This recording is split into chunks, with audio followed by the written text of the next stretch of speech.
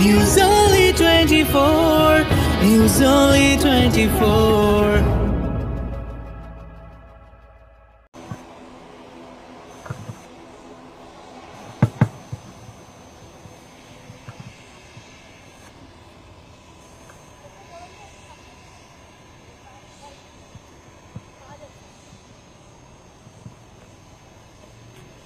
আমি একটু নর্থ বেঙ্গলে যাচ্ছি, কারণ দক্ষিণবঙ্গের 7টা জেলা আমায় ঘুরে নিয়েছি, যেখানে যেখানে বন্যা হয়েছে।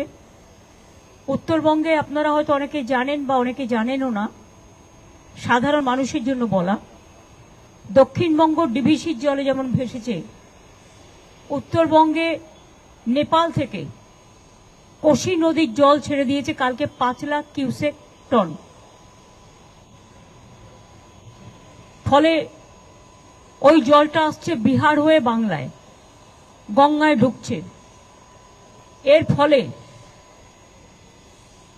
একদিকে সংকোচ নদীর জল কুচবিহার, জলপাইগুড়ি, আলিপুরদুয়ার আক্রান্ত, আর অন্যদিকে নেপাল যে জলটা ছেড়েছে কোশি নদীর জলটা বিহার হয়ে ঢুকতে শুরু করেছে। এর ফলে মালদা এবং মুর্শিদাবাদের, দক্ষিণ দিনাজপুরের ইটাহার থেকে শুরু করে কিছু জায়গায় এবং দক্ষিণ দিনাজপুরের বিস্তীর্ণ অঞ্চল প্লাবনের আশঙ্কা আছে। আমরা কাল রাত্রি 12টা থেকে এটা শুনতে পেয়ে রাত 12টায় পুলিশ মাইকিং করে সবাইকে সেফ প্লেসে নিয়ে গেছে। এবং বিহারেও জলটা হবে, বিহারেও খুবই বন্যার মতো পরিস্থিতি। নেপালের জলে বিহারও ভাসবে, বাংলাও ভাসবে। প্লাস ফরাক্কায় তো ড্রেজিং করে না, আজকে 20 বছর হয়ে গেছে। ফলে জলটা যদি ফরাক্কা কিছুটা রাখতে পারত, ড্রেজিং করলে 2-3 লাখ কিউসেক টন রাখতে পারত, তাহলে মালদায়, সুতি, ফরাক্কা এই জায়গাগুলো অন্তত বন্যা হতো না।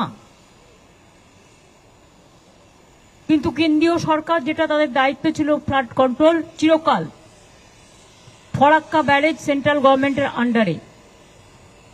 আগে ওরা 120 কিলোমিটার দেখভাল করত, এখন সেটা কমিয়ে 20 কিলোমিটারে এসে গেছে।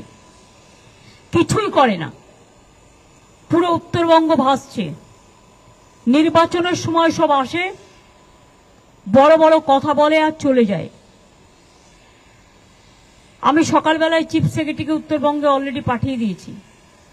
কালকেও গৌতম দেবকে কাজলডোবায় পাঠিয়েছিলাম, যেটা বিদ্যুৎ হুকিং করতে গিয়ে মারা গেছেন, খুবই দুর্ভাগ্যজনক। আজকেও সিএসকে আমি বলেছি ওই এলাকার এমএলএ খগেশ্বর রায়কে নিয়ে স্পটে যেতে। তাছাড়াও উত্তরবঙ্গের জেলাগুলো নিয়ে মুর্শিদাবাদকেও ইনক্লুড করেছি। আমার বিকেল 5টায় উত্তরকন্যা থেকে মিটিং আছে। যারা ফিজিক্যালি আসতে পারবেন, যারা ফিজিক্যালি আসতে পারবেন না তারা ভার্চুয়ালি থাকবেন। আমাদের অ্যাডমিনিস্ট্রেশনকে সজাগ করা হয়েছে, সতর্ক করা হয়েছে।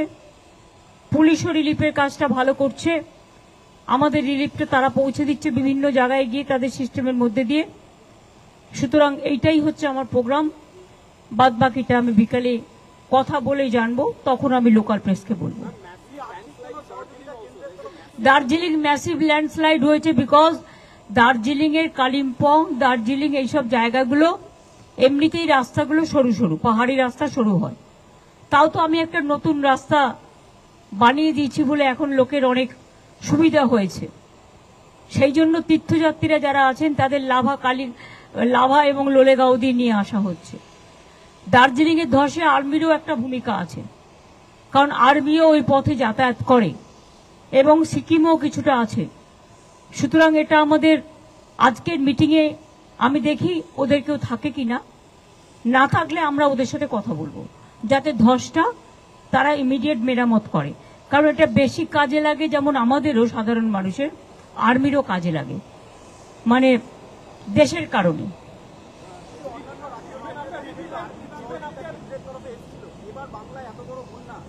না, কেউ খবরও নেয়নি এবং 1 পয়সা দেয়ও নি। বাংলাই একমাত্র যে ফ্লাডের টাকা থেকে বঞ্চিত। থ্যাংক ইউ, আবার দেখা হবে।